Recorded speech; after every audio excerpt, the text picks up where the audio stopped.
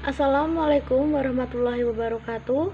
Perkenalkan, kami dari kelompok 10 yang beranggotakan Khalifah Khairul Adiniyah dengan NIM 196121061,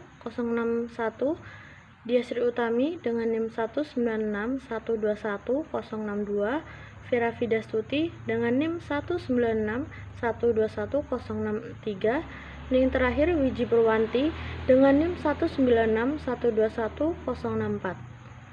Kelompok kami akan menjelaskan tentang peradaban Islam di Indonesia. Pembahasan yang pertama yaitu mengenai perlawanan kerajaan-kerajaan Islam di Indonesia terhadap imperialisme. Kerajaan yang pertama adalah Kerajaan Samudra Pasai. Dalam Aceh sepanjang abad, Said menjelaskan sampai abad ke-16, Kesultanan Samudra Pasai masih berdiri tegak menjadi bandar dagang internasional. Akan tetapi munculnya Kerajaan Malaka pada 1405 membuat Samudra Pasai semakin merosot omset dagangnya. Sultan Zain al-Abidin IV dikatakan sebagai catatan akhir dari Raja Samudra Pasai. Menurut sumber Portugis yang termuat dalam Said 1981, Portugis singgah di Kerajaan Samudra Pasai pada masa pemerintahan Sultan Zain al-Abidin. Pada tahun 1521, di bawah pimpinan Sultan Zain al-Abidin, Portugis menyerang kerajaan ini karena iri dengan kemajuan dagang mereka yang pesat. Namun karena angkatan perang Portugis lebih kuat, akhirnya mereka berhasil menaklukkan kerajaan Samudra Pasai. Keadaan kerajaan yang melemah ini kemudian dimanfaatkan oleh Sultan Ali Muhayyad Shah, Raja Kerajaan Aceh Darussalam, untuk mengambil alih kerajaan Samudra Pasai. Pada tahun 1524, kerajaan Samudra Pasai dimasukkan ke dalam wilayah kerajaan Aceh Darussalam. Hal tersebut dibuktikan dengan dipindahkannya lonceng Cakradonya milik kerajaan Samudra Pasai ke kerajaan Aceh Darussalam. Yang kedua adalah kerajaan Aceh Darussalam. Sebab perlawanan karena adanya monopoli perdagangan oleh Portugis. Kedua, pelarangan terhadap orang-orang Aceh untuk berdagang dan berlayar ke Laut Merah. Yang terakhir, penangkapan kapal-kapal Aceh oleh Portugis. Tokoh-tokoh yang berperan dalam perlawanan tersebut adalah: yang pertama Sultan Ali Muhayyad Shah, kedua Sultan Alauddin Riayat, dan yang terakhir adalah Sultan Iskandar Muda. Akhir perlawanan, setelah menguasai Malaka, Portugis kemudian mengirimkan pasukannya untuk menundukkan Aceh. Usaha ini pun mengalami kegagalan. Serangan Portugis ke Aceh menunjukkan bahwa kekuasaan Portugis di Malaka telah mengancam dan merugikan Aceh. Apalagi kegiatan monopoli perdagangannya yang sangat menyulitkan rakyat Aceh. Untuk mengusir Portugis dari Malaka, Aceh kemudian menyerang kedudukan Portugis di Malaka. Pada masa pemerintahan Sultan Iskandar Muda, armada kekuatan Aceh telah disiapkan untuk menyerang kedudukan Portugis di Malaka. Saat itu Aceh telah memiliki armada laut yang mampu mengangkut 800 prajurit. Pada saat itu, wilayah kerajaan Aceh telah sampai dari Sumatera Timur dan Sumatera Barat. Pada tahun 1629, Aceh mencoba menaklukkan Portugis. Penyerangan yang dilakukan Aceh ini belum berhasil mendapat kemenangan, namun demikian Aceh masih tetap berdiri sebagai kerajaan yang merdeka. Yang ketiga adalah Kerajaan Ternate, sebab perlawanan karena: pertama, Portugis melakukan monopoli perdagangan. Kedua, Portugis ikut campur tangan dalam pemerintahan. Ketiga, Portugis ingin menyebarkan agama Katolik, yang berarti bertentangan dengan agama yang telah dianut oleh rakyat Ternate. Keempat, Portugis membenci pemeluk agama Islam karena tidak sepaham dengan mereka. Kelima, Portugis sewenang-wenang terhadap rakyat. Yang terakhir adalah keserakahan dan kesombongan bangsa Portugis. Tokoh yang ikut berperan dalam perlawanan tersebut yakni Sultan Hairun dan Sultan Ba'abullah. Akhir perlawanan, rakyat Ternate dipimpin oleh Sultan Hairun bersatu dengan Tidore melawan Portugis sehingga Portugis dapat didesak. Pada waktu terdesak, Portugis mendatangkan bantuan dari markas yang dipimpin oleh Antoni Galvo, sehingga Portugis mampu bertahan di Maluku. Pada tahun 1565, rakyat Ternate bangkit kembali di bawah pimpinan Sultan Hairun. Portugis berusaha menangkap Sultan Hairun, namun rakyat bangkit untuk melawan Portugis dan berhasil membebaskan Sultan Hairun dan tawanan lainnya. Akan tetapi, Portugis melakukan tindakan licik dengan mengajak Sultan Hairun berunding. Dalam perundingan tersebut, Sultan Hairun ditangkap dan dibunuh. Perlawanan rakyat Ternate dilanjutkan di bawah pimpinan Sultan Ba'abullah, yakni putra Sultan Hairun.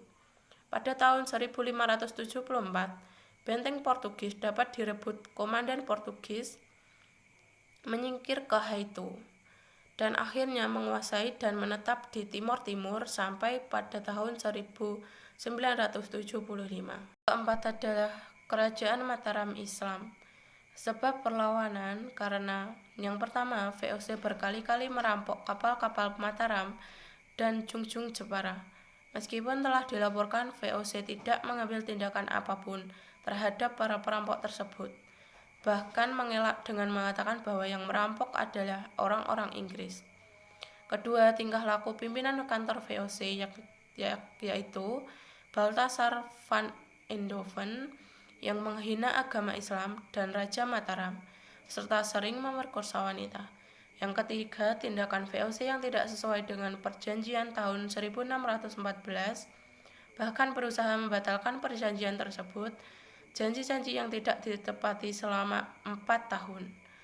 Kemudian yang kelima adalah cita-cita Sultan Agung yang ingin menyatukan Pulau Jawa di bawah Mataram. Yang terakhir karena VOC menolak untuk mengakui kedaulatan Mataram.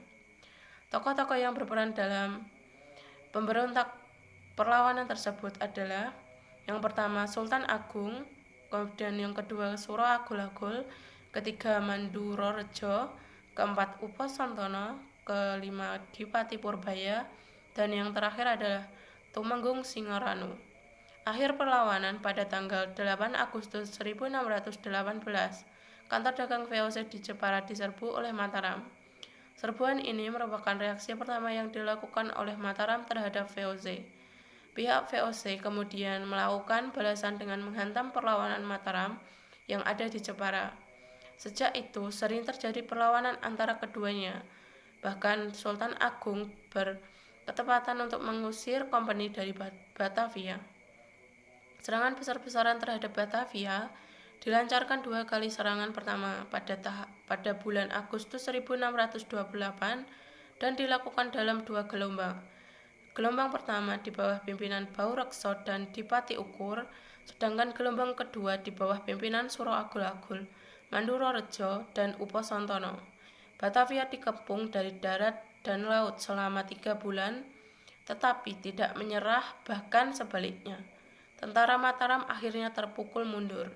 Serangan kedua dilancarkan pada bulan September 1629 di bawah pimpinan Dipati Purbaya dan Tumenggung Singoranu.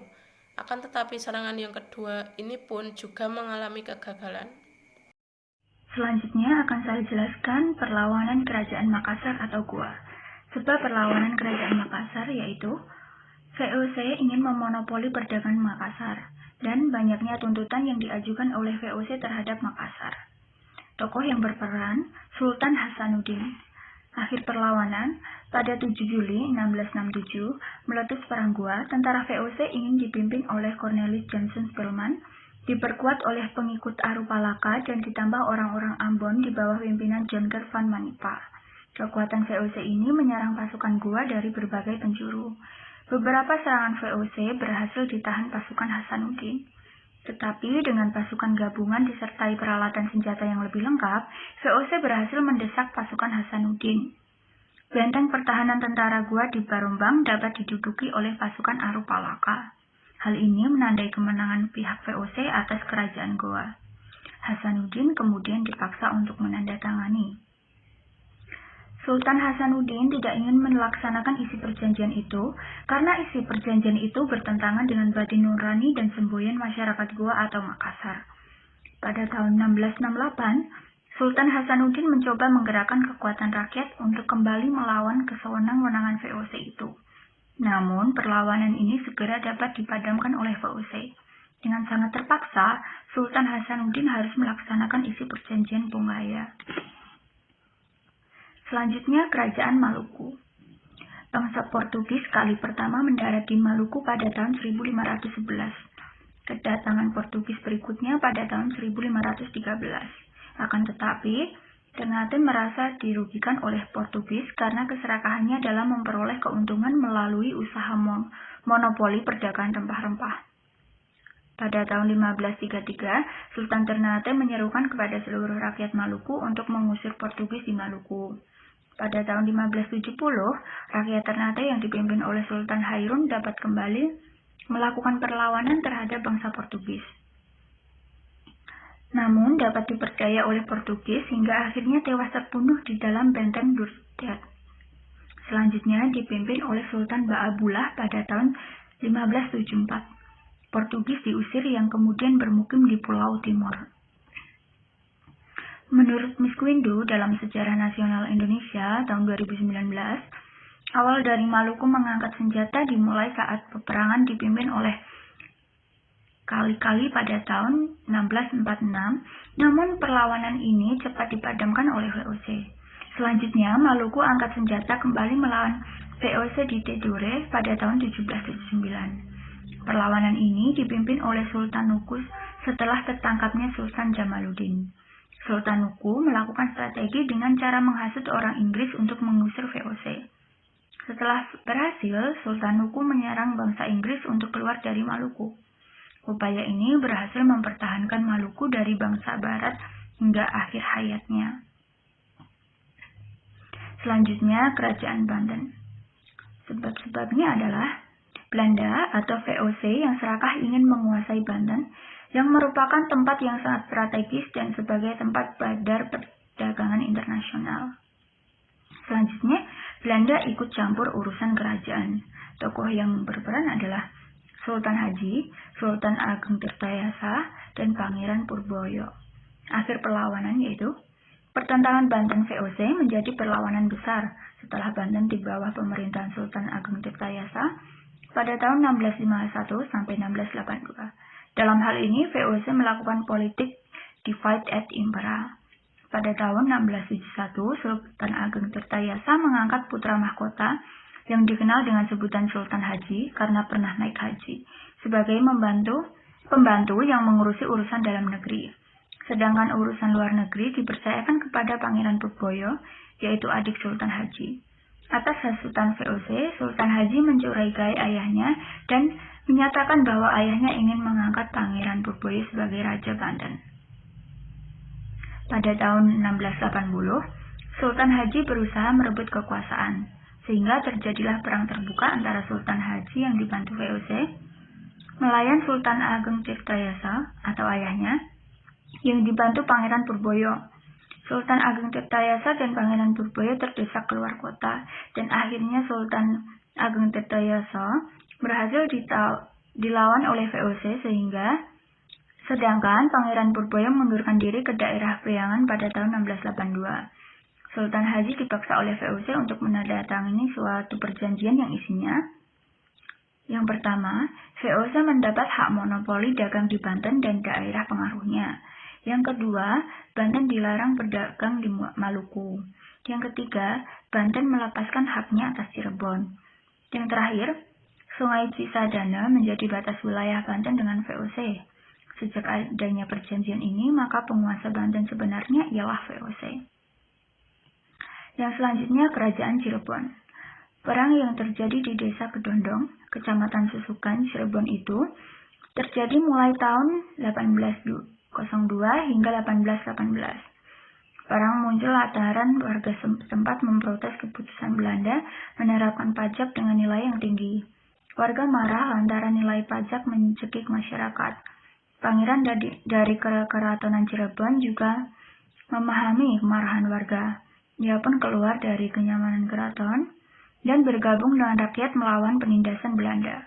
Perang ini juga diperkirakan sebagai salah satu penyulut pemberontakan rakyat Indonesia terhadap Belanda. Salah satunya adalah Perang Diponegoro yang terjadi setelah Perang Kedondong. Strategi Perang Kedondong berbeda dengan taktik gerilya yang diterapkan Pangeran Diponegoro. Strategi itu dikenal dengan Perang Tutup Kelembu. Caranya yaitu memancing musuh ke perangkap. Saat itu pejuang memancing penjajah Belanda keluar dari benteng. Penjajah kemudian mengejar pejuang ke daerah Jatitujuh, Majalengka. Setelah masuk perangkap, pejuang langsung mengepung dan menyerbu penjajah. Perang pun terjadi. Ada juga yang menyebut perang Kedondong sebagai perang santri, sebab pencetus perang tersebut tak lain Kiai Jatira yang berasal dari kalangan santri. Kiai Jatira merupakan pendiri pondok pesantren Babakan. Ada juga nama pejuang lain seperti Bagus Rangin dan Bagus Rit. Pada 1812, Belanda menangkap Bagus Rangin. Namun perjuangan tetap berlanjut hingga akhirnya 1818 Belanda memadamkan perjuangan tersebut. Kerajaan Banjar. Perlawanan rakyat Banjar terhadap Belanda terjadi pada tahun 1959 di bawah pimpinan Pangeran Antasari. Perlawanan ini diakibatkan adanya campur tangan Belanda terhadap masalah intern Kerajaan Banjar dan monopoli perdagangan. Permasalahan diawali ketika pengangkatan Sultan. Belanda berhasil membantu Pangeran Nata untuk menjadi Sultan dengan cara menyingkirkan Pangeran Amir yang saat itu berhak atas tahta Kerajaan Banjar. Pangeran Nata yang berhutang budi terhadap Belanda memberikan wilayah Kerajaan Banjar kepada Belanda. Hal itu diketahui oleh rakyat Banjar, sehingga rakyat Banjar melakukan perlawanan terhadap Belanda di bawah pimpinan Pangeran Antasari. Perang terus dilanjutkan sampai akhir hayat Pangeran Antasari, yaitu pada tahun 1962. Setelah itu perang dilanjutkan oleh putra-putranya guna membebaskan Kerajaan Banjar dari cengkraman Belanda. Kerajaan Demak. Demak melawan Portugis di Selat Malaka pada tahun 1512 dan 1513 di bawah pimpinan Adipati Unus atau yang biasa disebut Pangeran Sabranglor. Perlawanan ini dilakukan karena Portugis dianggap telah melakukan monopoli perdagangan. Penyerangan yang dilakukan Adipati Unus gagal, lalu dilanjutkan pada tahun 1551 dan 1574 oleh Ratu Kalinyamat. Perlawanan Ratu Kalinyamat juga mengalami kegagalan, sehingga Portugis tetap dapat melakukan monopoli perdagangan di Selat Malaka. Pembahasan yang selanjutnya yaitu mengenai peradaban Islam dan peran organisasi Islam di Indonesia. Peradaban Islam di Indonesia. Faktor yang menyebabkan Islam berkembang pesat di Indonesia adalah penataan pusat-pusat lingkaran peradaban. Terdapat 3 pusat-pusat lingkaran peradaban. Yang pertama yaitu istana. Istana sebagai pusat kekuasaan berperan di bidang politik dan penataan kehidupan sosial. Di sini dengan dukungan ulama terlibat langsung dalam birokrasi pemerintahan, hukum Islam dirumuskan dan diterapkan. Yang kedua yaitu pesantren, berperan di bidang pendidikan yang merupakan pusat kebudayaan kedua setelah istana. Di sini jaringan-jaringan pengajian agama di lingkungan masyarakat luas dibangun di kota atau di pedesaan. Begitu pula tema-tema pengajian, kitab-kitab keagamaan ditulis dan disebarkan. Yang ketiga yaitu pasar. Pasar berperan di bidang ekonomi dan perdagangan. Pasar merupakan daerah pemukiman para saudagar, kaum terpelajar, kaum menengah lain, para pengrajin yang berhadapan langsung dengan situasi kultural yang sedang berkembang. Pasar terdapat orang dari berbagai etnik dan ras yang berbeda-beda bertemu dan berinteraksi serta bertukar pikiran tentang masalah perdagangan, politik, sosial, dan keagamaan. Beberapa bentuk atau wujud peradaban Islam di Indonesia. Bentuk peradaban Islam yang pertama yaitu pendidikan. Pesantren adalah salah satu sistem pendidikan Islam yang ada di Indonesia dengan ciri khas yang unik dan dianggap sebagai sistem pendidikan paling tua di Indonesia. Dalam pendidikan Islam di Indonesia dikenal dengan sebutan Madrasah Ibtidaiyah untuk sekolah dasar, Madrasah Sanawiyah untuk sekolah menengah pertama, dan Madrasah Aliyah untuk sekolah menengah akhir. Untuk tingkat universitas, Islam di Indonesia kian maju seiring dengan perkembangan zaman. Hal ini dapat dilihat dari terus beragamnya Universitas Islam di Indonesia. Hampir di setiap provinsi dijumpai Institut Agama Islam Negeri serta Universitas Islam lainnya. Bentuk peradaban Islam yang selanjutnya yaitu ekonomi. Daerah pesisir sering dikunjungi para pedagang Islam dari Arab, Persia, dan Gujarat yang menerapkan konsep jual beli secara Islam. Juga adanya kewajiban membayar zakat atau amal jariah yang lainnya seperti sedekah, infak, wakaf, menyantuni yatim piatu, dan fakir miskin. Hal itu membuat ekonomi Islam berkembang. Untuk peradaban Islam di Indonesia yang selanjutnya yaitu organisasi. Terdapat beberapa organisasi Islam di Indonesia antara lain Nahdlatul Ulama, Muhammadiyah, dan Jamiat Khair. Sebuah organisasi tempat para ulama dan aktivis bergabung. Tempat bermulanya Ahmad Surkati mengawali karir dakwahnya di Indonesia. Ia diundang secara khusus untuk mengajar pada berbagai badan pendidikan yang dirintisnya pada tahun 1912. Ia datang dari Sundan. Ia mengusung pola pikir rasional dalam berbagai kuliahnya. Nahdlatul Ulama, organisasi Islam terbesar di Indonesia dengan anggota sekitar 35 juta. Nahdlatul Ulama juga dikategorikan sebagai Islam tradisional karena sistem pendidikan pesantrennya. Organisasi Muhammadiyah merupakan organisasi Islam terbesar kedua dengan anggota sekitar 30 juta. Muhammadiyah memiliki ribuan sekolah, universitas, dan lembaga pendidikan tinggi serta ratusan rumah sakit di seluruh Indonesia. Yang selanjutnya, budaya, adat istiadat, dan seni. Bahasa Indonesia sebagai bahasa persatuan sangat banyak dipengaruhi oleh bahasa Arab. Bahasa Arab sudah banyak menyatu dalam kosakata bahasa Indonesia. Contohnya kata wajib, fardu, lahir, batin, musyawarah, surat, kabar, koran, jual, kursi, dan masker. Dalam hal nama juga banyak dipakai nama-nama yang berciri Islam Arab. Kebiasaan yang banyak berkembang dari budaya Islam dapat berupa ucapan salam, acara tahlilan, syukuran, yasinan, dan lain-lain. Dalam hal kesenian, banyak dijumpai seni musik seperti qasidah, rebana, marawis, berjanji, dan sholawat.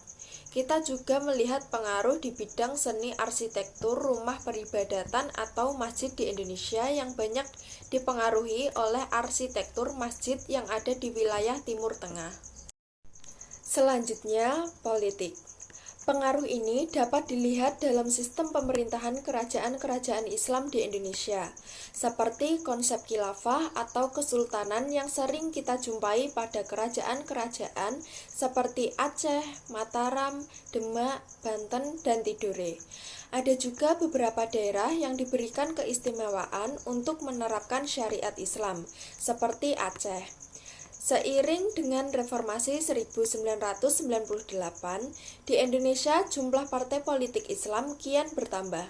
Bila sebelumnya hanya ada satu partai politik Islam, yakni Partai Persatuan Pembangunan, akibat adanya kebijakan pemerintah yang membatasi jumlah partai politik, pada pemilu 2004 terdapat 6 partai politik yang berasaskan Islam, yaitu Partai Persatuan Pembangunan, Partai Keadilan Sejahtera, Partai Bintang Reformasi, Partai Amanat Nasional, Partai Kebangkitan Bangsa, dan Partai Bulan Bintang. Yang selanjutnya, ulama dan intelektual, simbol peradaban Islam Indonesia. Munculnya para ulama dan intelektual Islam di seluruh penjuru Nusantara, mereka diantaranya Syekh Hamzah Al-Fansuri sebagai sastrawan Sufi Agung, Syekh Nuruddin Ar-Raniri, ulama ahli debat tersohor di Aceh, Habib Husain Al-Khodri, penyebar Islam Kalimantan Barat, Syekh Muhammad Arsyad Al-Banjari, pengarang Sabil Al-Muhtadin, Syekh Muhammad Nafis Al-Banjari, ulama Sufi dunia Melayu, Syarif Abdurrahman Al-Khodri, Sultan pertama Kerajaan Pontianak, Syekh Abdurrahman Minangkabau, Mursyid Tariqat Nasbandiyah, Mufti Jamaluddin Al-Banjari, ahli undang-undang kerajaan Banjar, dan yang terakhir Ahmad Khotib Zambas, mursyid Tariqat Qadiriyah. Yang selanjutnya yaitu peran organisasi Islam di Indonesia. Yang pertama, Matlaul Anwar. Matlaul Anwar memiliki kontribusi besar bagi bangsa Indonesia, terutama dalam bidang pendidikan dan dakwah Islam. Matlaul Anwar didirikan sebagai bentuk keprihatinan para ulama terhadap ancaman pendidikan sekuler yang diterapkan oleh Belanda. Matlaul Anwar mampu merespon secara positif tantangan pendidikan sekuler Belanda dengan membentuk madrasah yang memadukan kurikulum umum dan agama. Yang kedua ada Nahdlatul Ulama. Nahdlatul Ulama atau yang biasa disebut dengan NU merupakan organisasi Islam yang menganut paham Ahlus Sunnah wal Jamaah sebagai pola kehidupan beragama. NU menganut Islam Sunni, yakni paham yang dianut oleh sebagian besar warga negara Indonesia. Tujuan dari NU adalah berlakunya ajaran Islam menurut paham 4 mazhab dalam wadah Negara Kesatuan Republik Indonesia yang berdasarkan Pancasila dan Undang-Undang Dasar 1945. Yang ketiga ada organisasi Muhammadiyah. Ideologi Muhammadiyah dapat terlihat dari matan keyakinan dan cita-cita hidup Muhammadiyah yang berlandaskan pada Al-Quran dan Sunnah. Kedua sumber ini merupakan landasan organisasi Muhammadiyah. Pada awal kemunculannya, organisasi ini menyiarkan kepada masyarakat Islam agar kembali kepada Al-Quran dan Sunnah, serta meninggalkan segala ibadah yang berhubungan dengan kemusyrikan dan kufarat. Organisasi ini menginginkan agar masyarakat mampu menjalankan Islam secara benar berdasarkan Al-Quran dan Sunnah. Yang selanjutnya terdapat organisasi Syarikat Islam atau SI. Organisasi ini bersumber pada Al-Quran sebagai kitab suci umat Islam dan As-Sunnah. Ideologi dan perjuangan yang dibawa oleh SI berfokus pada pemberdayaan ekonomi rakyat. Pandangan SI yang utama adalah penolakan terhadap perbedaan derajat dan status manusia, serta menekankan adanya semangat kesederajatan antar umat manusia. Setiap warga negara memiliki persamaan hak di depan hukum, termasuk keselarasan hak dan kewajiban dalam keluarga. Kemerdekaan sejati adalah hal utama dan itu dapat dicapai apabila ditopang oleh nilai-nilai persamaan dan persaudaraan atau ukhuwah.